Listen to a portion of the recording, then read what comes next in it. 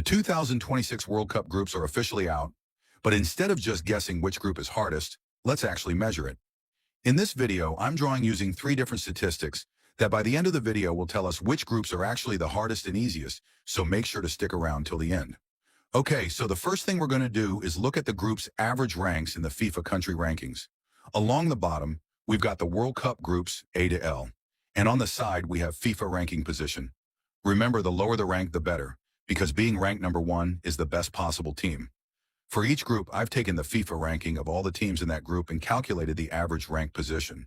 So if a group has lots of top-ranked teams, its bar should be lower. If it's full of lower-ranked teams, the bar goes higher. As we can see, most teams sit around the mid-30s on average.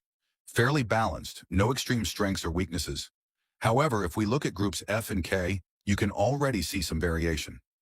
Group F, which includes Netherlands, Japan, Tunisia, and an extra playoff team, dips lower, meaning stronger teams overall, while the Group K, with Portugal, Uzbekistan, a playoff team in Colombia, creeps higher, suggesting a slightly easier path.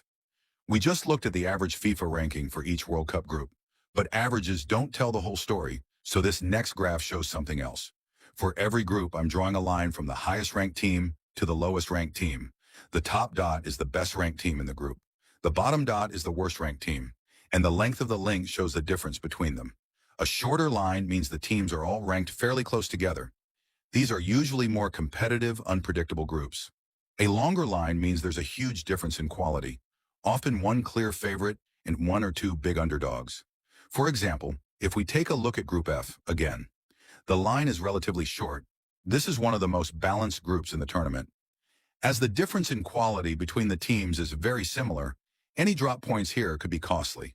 Other pretty fair groups we can see are B and D, with both of them having the shorter lines. Now contrast that with Group K, with a much longer line. This group has one of the largest gaps at the World Cup.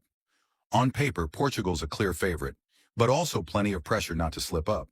We can also see this in groups C, G, and I, where Brazil, Belgium, and France have a clear advantage. So far, we've looked at group strength on paper, using FIFA rankings, but now it's time to look at something more concrete: recent World Cup performance. For this final graph, I've assigned points based on how far teams from each group reached in the knockout stages of the last 3 World Cups.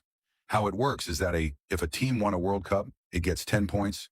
If it reached the final, it gets 8. And so on until 1 point for a team who didn't get out of the group stages. Then I added up the points for all teams in each group and put them onto this graph. Along the bottom, we've got all the groups, and on the side, the total number of points earned from recent World Cups. The higher the bar, the more proven tournament experience that group has. Starting with Group A and B, you can see there has not been many experience in the previous World Cups, along with Group D, which only has 8 points. On paper, this is a group without much experience in World Cups recently. The next few groups have a pretty standard number of points, with only groups I and J peaking a bit higher. But then, the group with ET most point we can see is Groups L.